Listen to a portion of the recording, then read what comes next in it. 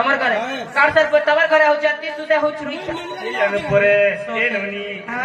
চালো যদি মাসি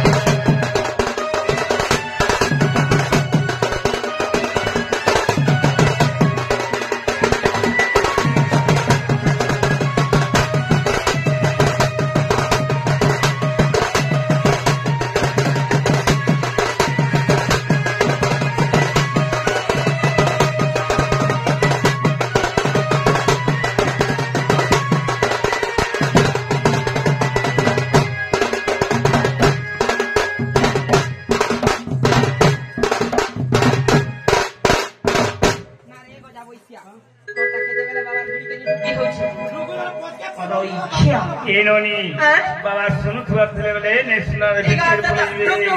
বলে খালি না মা ননিলো বাবা নিকেজি মা ফুল চড়ে দে মা ফুল চড়ে দে মা ফুল চড়ে দে ননিলো তাহলে সে বাবার মন্দির কে জিগরি বাবা কে দর্শন করলে আমরা শুনবে বনি শুনবে বাবা নিকেজি মা ফুল চড়ে দে মা ফুল চড়ে দে মা ফুল চড়ে দে ননিলো আমি পুজি মা কে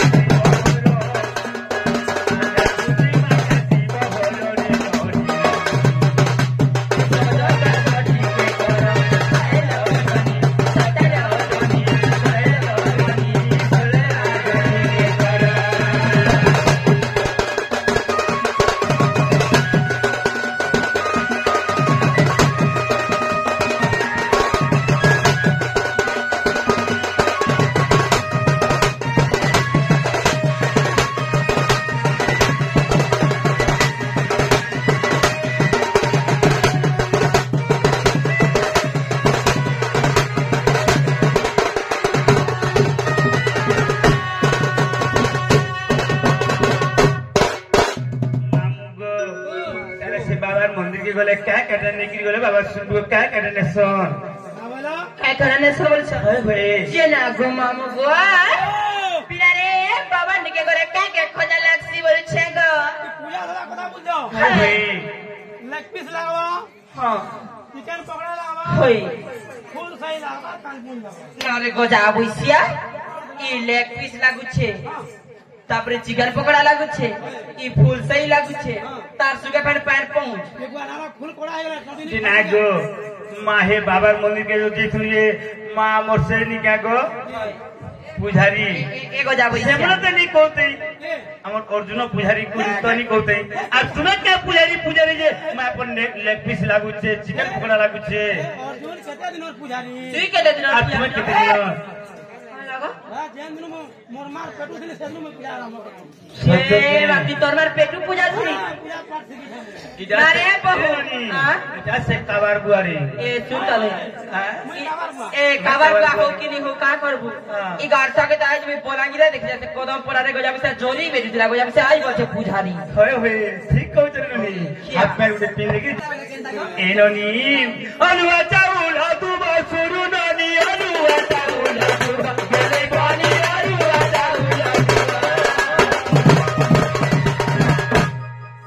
অনুয়া চাউল দুবা শুরু ননি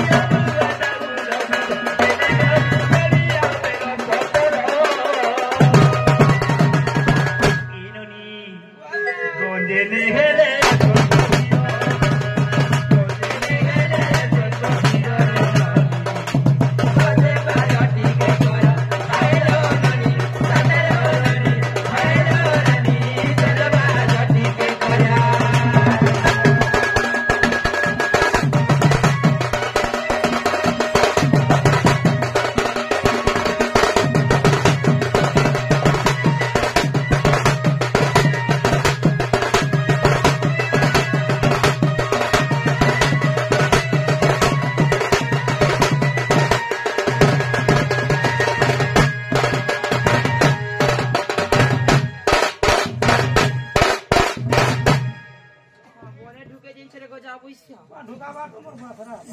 उता डुब डुब होती रोइया यहाँ रे सुन लेके पोछ रहे देखो तो मानुगे पाचा खड़े तेरा चल को तुसी रोइया